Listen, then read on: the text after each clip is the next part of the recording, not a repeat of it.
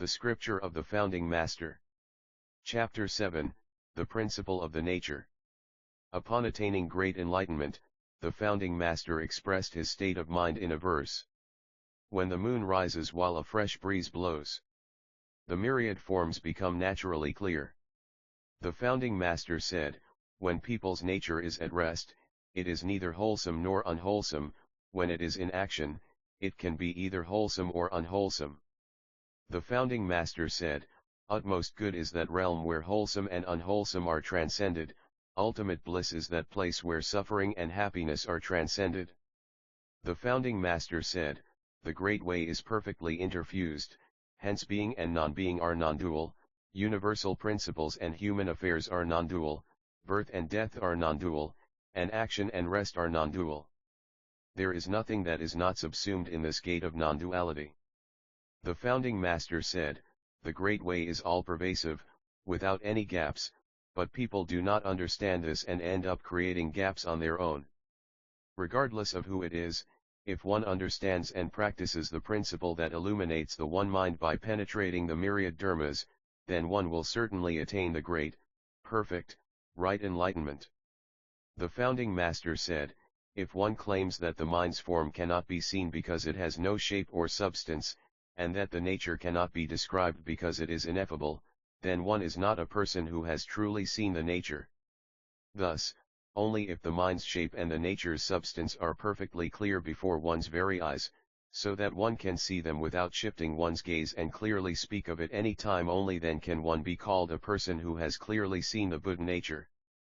The Founding Master said, the reason a person cultivating the way endeavors to see the nature is to know the original realm of the nature and, by using one's mind and body without fault like that realm, to achieve perfect Buddhahood. If one only tries to see one's nature but not to achieve Buddhahood, this would be of little use, like an axe that is well crafted, but made of lead. The Founding Master said, seeing the nature is like a millionaire who, without realizing that his assets are his own, one day eventually comes to realize that fact. Commanding the nature is like a millionaire who now realizes that fact but who for some time has lost those assets to others during the days of his ignorance and therefore resorts to various means to recover the rights he had lost. The Founding Master said, if the gateway of a religion does not elucidate the principle of the nature, then that religion is not a consummate way. That is because the principle of the nature becomes the master of all dharmas and the foundation of all principles. While the Founding Master was staying at Pongni Hermitage, a heavy rain fell one day, and a waterfall over a rocky cliff, as well as all the valley streams, were flowing vigorously. He watched the sight for a long time, and finally said, the water flowing down these many valleys is traveling different courses now, but it will finally collect in a single place. The saying all dharmas return to one is just like this. The Founding Master composed a verse for his disciples while staying at Pongni Hermitage. On the winding road up Pyansan, a rock sits listening to the sound of a stream. Nothing, nothing, but no nothing either. Not, but not either. Then, he said, if you understand what this means, you are a person who has awakened to the way. When the Founding Master returned to Pongni Hermitage from Yongsan, he said to a disciple, when I was returning here on a steamship, I noticed how deep and vast is the water in the sea. So, I measured every gallon of that water and counted every single fish in it. Do you perchance know how many there were? That person could not guess the true meaning of his words. The Founding Master addressed all his disciples at Pongni Hermitage. A long time ago a scholar asked his teacher about the way, and the teacher said, were I to teach you about it, it would be against the way, were I not to teach you, it would be against the way. So, what shall I do? Do you understand what he meant? The congregation was silent and could not answer. At the time, it was the winter and white snow was piled in the yard. The Founding Master stood up and went outside, and started to clear the snow from the courtyard Torayang himself. A disciple quickly went outside and, grabbing the snow shovel from him, asked the master to go back inside. The Founding Master said, what I did right now was not just to clear the snow, but to teach the arcane realm to all of you. While he was at Pongni Hermitage, the founding master asked Mon Kongyo, "Can you make the portrait of Bodhidharma that is hanging on the wall walk?" Kongyo replied, "I certainly can." The founding master said, "Then, let's see him walk." Kongyo stood right up and took some steps himself. The founding master said, "That is Kongyo walking. How can you claim that you made Bodhidharma's portrait walk?" Kongyo replied, "A wild goose approaching from the east flies off toward the south." While the founding master was living at Pongni Hermitage, a sun monk came from the Diamond Mountains one day to visit him. The master asked, without considering the hardship, "You came from afar to seek me out. What are you looking for?" The sun monk replied, "I wanted to hear about the way. Please tell me where the way is." The founding master said, "The way is in your question." The sun monk bowed and left. A sun monk came to Pongni Hermitage for an audience with the founding master. He asked, "It is said that the Tathagata descended into his royal family without leaving to Sita heaven and delivered all sentient beings while still in his mother's womb. What does this mean?" The founding master said, "Your body is in Sakta Hermitage without leaving Silsang Monastery. And you have finished delivering all sentient beings while staying in Sakta Hermitage." While the founding master was staying at Pongni Hermitage, someone came to see him through Sochungan's introduction. The master asked, "What have you heard that you would walk here on such a rugged path?" He replied, "Hearing about the excellence of your way and its power, I came to see you in person." The founding master said, "Now that you have seen me, is there something you want?" He replied, "My mind cannot be rectified even for a moment because of the defilements and the idle thoughts that I constantly have in this dusty world. I want to rectify that mind." The founding master said, "The method for rectifying the mind is first to awaken to the original foundation of the mind and then to be impartial when using the mind. If you wish to understand why this is so, you must try to study this question." Then, the master wrote for him, "The myriad dharmas return to one, to what does the one return?"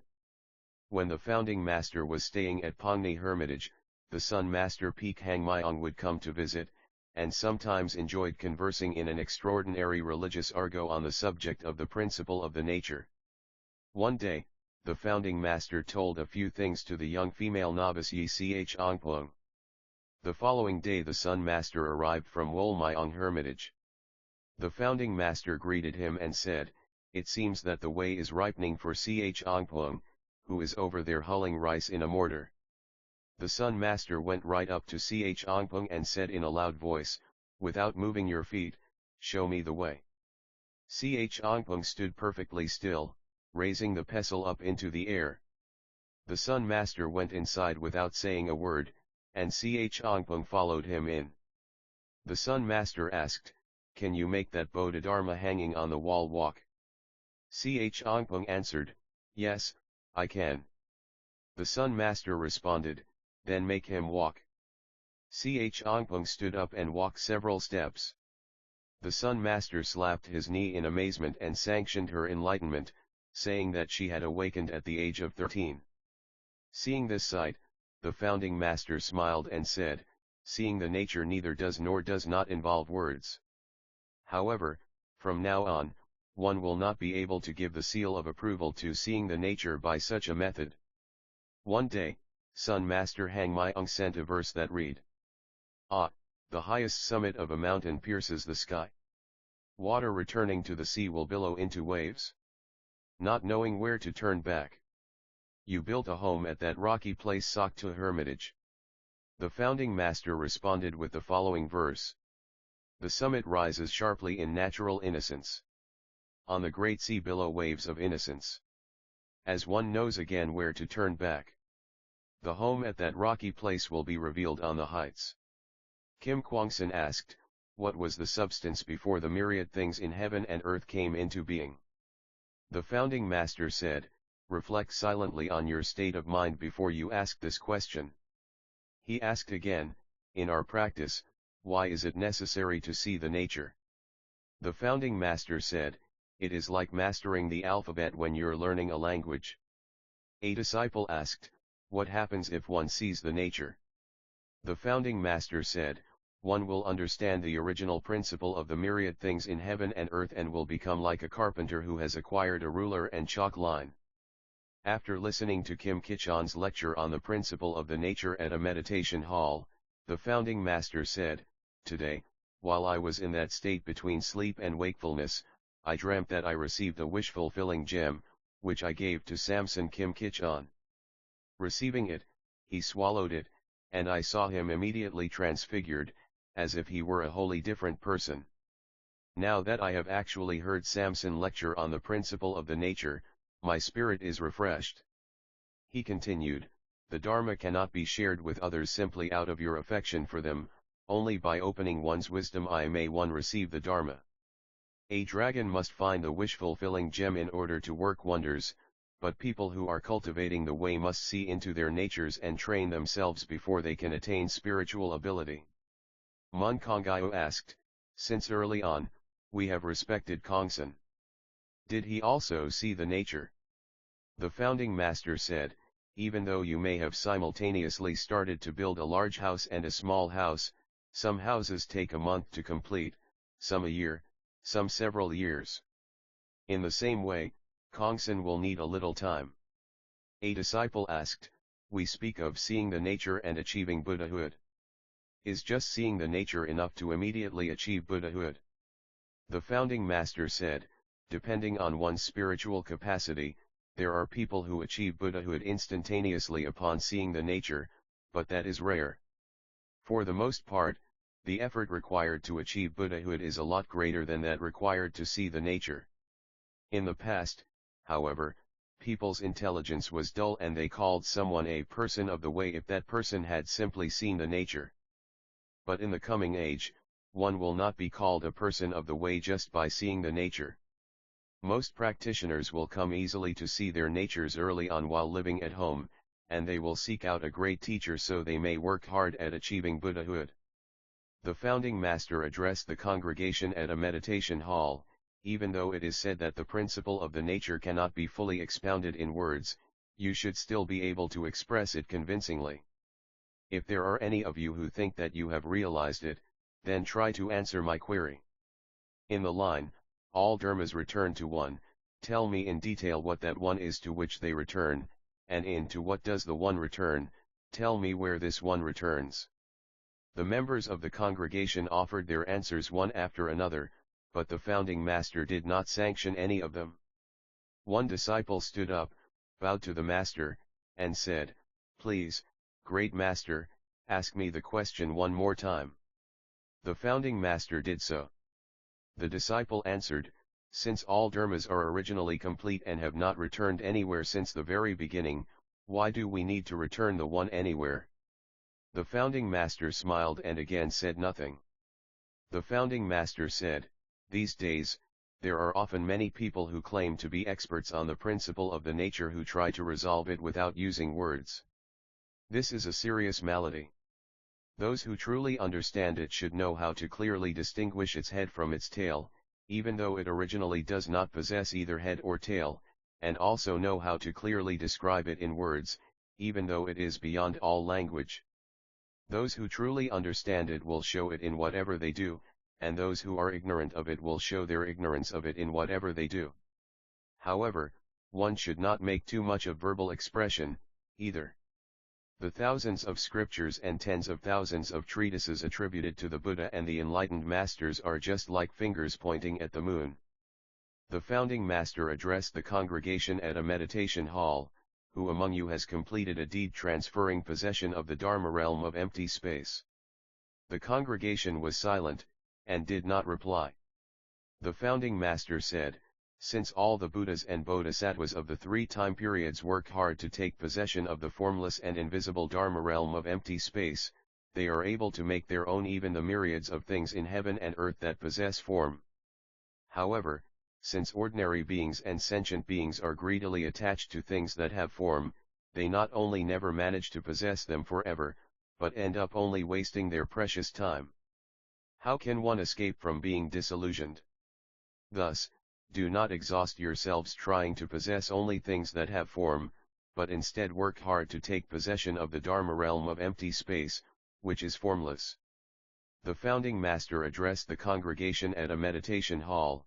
Understanding completely the substance of the principle of the nature means knowing how to divide the great into the small, which are the myriads of phenomena of all shapes and forms in the universe, and knowing how to integrate the various smalls extending through every shape and form into the single whole of the great. Again, understanding completely the functioning of the principle of the nature means understanding being as non-being and non-being as being, thereby understanding the truth that all principles under heaven do not change while changing, and change while not changing. There are quite a few people who, while they have attained a general sense of great and non-being, have not understood the principles of small and being. How can we say that they have fully awakened to the principle of the nature? The founding master addressed the congregation at a meditation hall. Tell me right now how you can either divide a person up into mind, nature, principle, and energy, or take the whole person solely in terms of either mind, nature, principle, or energy. The congregation offered various answers to his question, but he did not sanction any of them.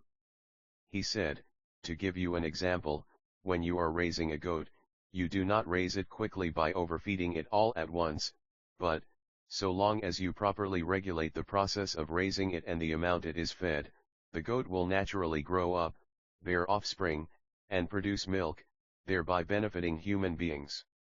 In a religious order, this is exactly how we help others to awaken to the way. The founding master was in the prime Dharma master's room when a group curious about Won Buddhism came to pay a visit. They bowed and asked, "Where is your esteemed religion's Buddha enshrined?" The founding master said, "Our Buddha has just gone out, so if you would like to see him, please wait a moment." Not understanding what he meant, the group was puzzled. A little later, when it was lunchtime, a group of workers returned from the fields carrying their farm tools. The founding master pointed to them and said, "They are all the Buddhas of our house." The group was even more puzzled about what he meant. The founding master addressed song to song at a meditation hall. Interpret the Dharma transmission verses of the 7 Buddhas of antiquity. Tasong explained the Dharma transmission verses of each of the 7 Buddhas of antiquity until he got to that of the 7th Buddha, Sakyamuni, which he interpreted as follows: the Dharma is the Dharma that is originally based on no Dharma, the Dharma of no Dharma is also the Dharma. Now, when we entrust that no Dharma, we aim to base the Dharma on the Dharma, but what Dharma is that? The founding master told him, "Stop your interpretation," and then said, "Originally, there is not one thing that can be called the Dharma, but for the benefit of those of inferior spiritual capacity, this one Dharma was expounded. However, even that one Dharma is also not the true Dharma. If you awaken to the true meaning of this verse, you will not need to read thousands of scriptures." In the first lunar month of the 26th year of the One era, after giving his transmission verse, the founding master said, "Being is a realm of change, non-being is a realm that is unchanging. But this realm is the locus that can be called neither being nor non-being. It is referred to as turning and ultimate, but these two are nothing more than mere expressions offered as a teaching device. So what is the point of saying that these are both void or complete? Since this realm is the true essence of the nature, do not try to understand it by ratiocination, rather, you should awaken to this realm through contemplation."